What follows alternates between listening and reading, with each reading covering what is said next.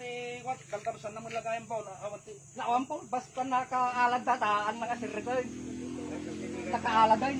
Eh, hindi po ako lang kasi bahay naman po namin yung kakalat-katan ng damo. Di ba po? Nakaalad datan. Sirikin na. Bawal na po ba namin Paan niya nga linisan? nung tinakaalat ka nga mabaling nga sirikay. Eh, ano po yan? Oh, ako yung kakalat-katan na po kasi yung bahay namin. Ikwata. Dato kami simpre naalatan noon ko nam. Tatako mo na root baka no pagpantiin yaman nga kata. Opo, yung damo po kasi nasa No loob nabili po kasi ng bahay nalinisan namin. natin maparinlahan nga sirsir ko na. Opo. Oo. Eh, napakatagal naman na po Nasa hindi sirikon namin na. ito nililinis. Pagka nalinisan mo na yan patay, huwag mo nang papasukin. Kaya lang makuha natin maintindihan natin dahil yung mga Opo nga po, Oo. kasi. Oo. Baka pagkwanti nyaman nga ka. Baka mayari na yun, huwag mo ka nang papasok Opo, yan. ito lang naman po kasi Oo, inalman sige. ko yung damo na po kasing nasa loob na ng bahay. Oo. Sige. O, tingnan nyo nga po, oh.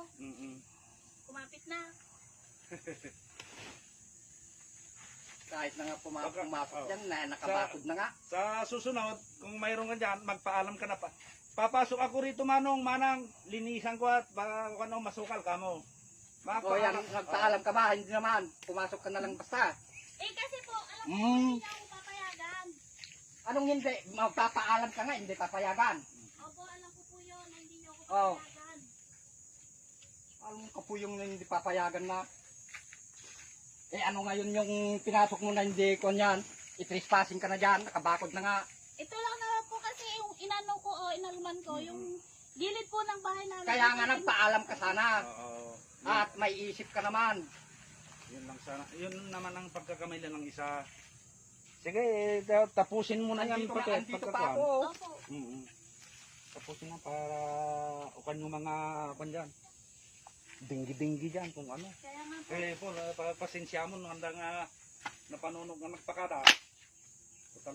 Talaga ka magpagpakada po.